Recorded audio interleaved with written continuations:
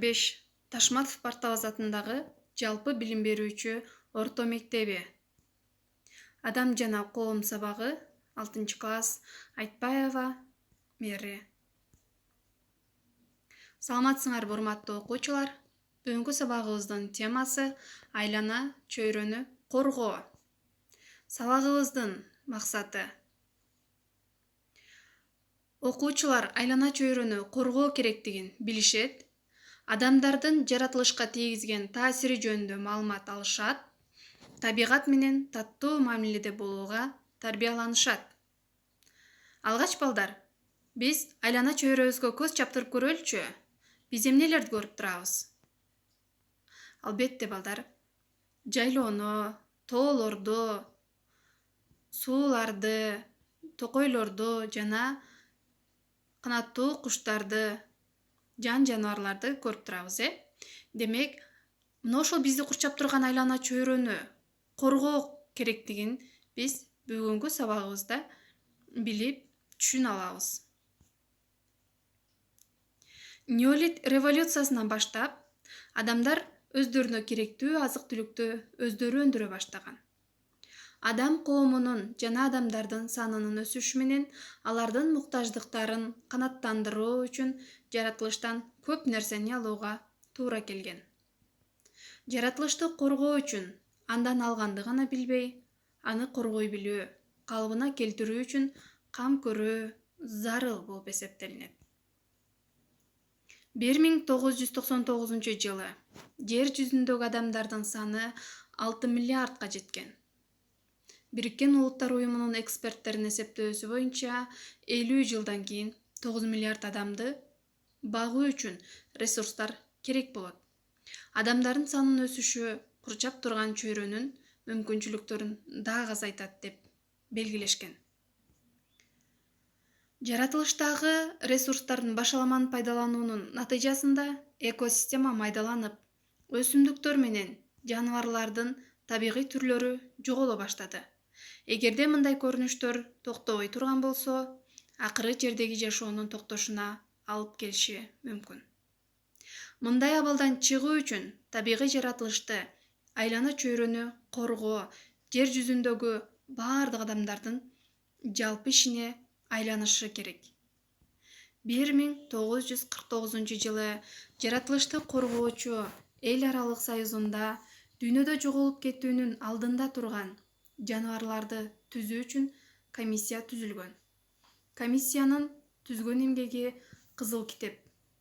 Кызыл түс бул китепке кирген жаныбарларды өлтүрүүгө тыюу салгандыгын туюнткан. 20-кылымдын 1970 жылдардан баштап дүйнөдөгү мамлекеттер экосистеманы коргоо үчүн биргелешкен аракеттерди жасай баштаган. Бирок ошол эле учурда дүйнөдө айлана чөйрөнү өзгөчө булгаган өнөр жай ишканалардын санынын көбөйүшү дагы өнүгө баштаган.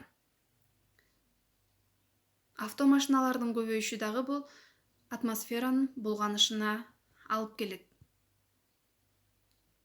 Кыргызстанда дагы калдыктар менен таштандылар жаратылышка абдан көп зыян келтирет, балдар. Биз бул нерсени билебиз, себеби дегенде жаратылышка калдыктар, таштандылар абдан көп кылымдарга чейин жашагандыктан жаратылышка өзүнүн терс таасирин тийгизет.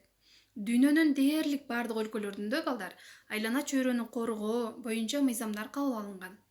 Завод, фабрикалар өздөрү бөлүп чыгарган уулуу заттарды абага чыгарбай тосуп кала турган техникалык каражаттарды орнотуу талабы да коюлган.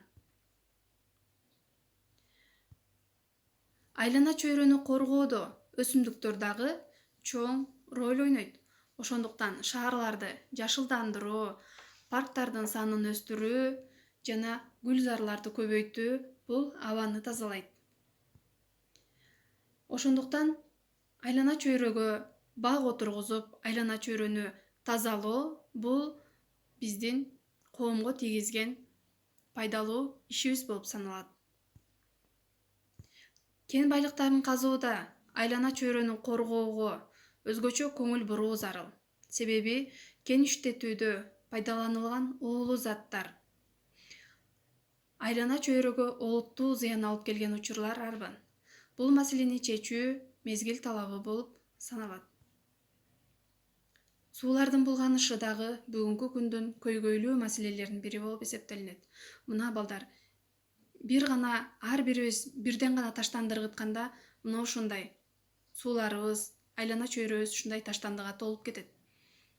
Булар ошол эле учурда суунун түбүндөгү жашоочуларга дагы терс таасирин тийгизип, алардын дагы жоголушуна алып келет. Ошондуктан биз ар бирибиз кичинекей таштанды болсо дагы ошону таштанды салуучу челектерге салууга аракет кылсак, мындай көрүнүштөр болмок эмес. Кыргызстандын айлана чөйрөсүн канткенде сактап калабыз? Эмнени көрүп турабыз балдар? Кызыл китеп. Өлкөбүздө өсүмдүктөр менен жаныбарлар дүйнөсүн коргоо үчүн алардын баалуу жана сейрек түрлөрү Кыргызстандын кызыл китебине катталган. Азыркы учурда бул китепке сүт эмүүчү жаныбарлардын 26 түрү, канаттуулардын 53 түрү, балыктын 8 түрү, козу карындын 6 түрү, өсүмдүктөрдүн 89 түрү кирген. Кыргызстанда жапайы жаныбарлардын жана өсүмдүктөрдүн азайышына башаламан жүргүзүлгөн аңчылык себеп болгон. Мал чарбачылыгында малдын башынын өсүшүнүн натыйжасында тоолордун жайыттарга айланышы тоо эчкилердин аркар кулжаларынын азайышына алып келген. Бул өз кезегинде алар менен азыктанган аюулардын, илбирстердин, бүркүттөр менен жоорулардын азайышына алып келет. Ошол эле учурда шаарлардын көбөйүшү, жапайы гүлдөрдүн, дары өсүмдүктөрдүн өспөй калышына дагы алып келүүдө. Мына ошондой өсүмдүктөргө дагы шаарлардын кеңейиши, мына ошондой өсүмдүктөрдүн дагы өсүшүнө терс таасирин тийгизет экен. Бирок ошол эле мезгилде Кыргызстанда ошол табигый чөйрөнү сактап калыш үчүн ар кандай иш-чаралар көрүлүп турат. Мисалы, 2 улуттук, 4 жаратылыш паркы, 8 корук иштеп турат. Бул жерде мына Сары Челек коругун көрүп турабыз. Ал эми бул Нарын коругу. Балдар, биз билебизби? Биздин Тогуз Торой аймагында дагы 2 жаратылыш паркы бар, Бул Ханачу жаратылыш паркы жана Саймалуу Таш жаратылыш паркы. Булар дагы атайын корукка алынган аймактар болуп эсептелинет. Кыргыз Республикасындагы мына ушул айлана чөйрөнү коргоо боюнча кандай иштер аткарылып жатат жана ага кандай мыйзамдар түзүлгөн? Мына ушул нерсеге көңүл бөлөбүз, балдар. Айлана чөйрөнү коргоо жөнүндөгү Кыргыз Республикасынын мыйзамы 6-берене. Айлана чөйрөнү коргоону камсыз кылуу боюнча чаралар. Кыргыз Республикасында айлана чөйрөнү коргоо максатында төмөндөгүдөй чаралар. Жаратылыш ресурстарын мамлекеттик эсепке алуу жана социалдык экономикалык баа берүү. Айлана чөйрөнүн сапатын ченемдештирүү.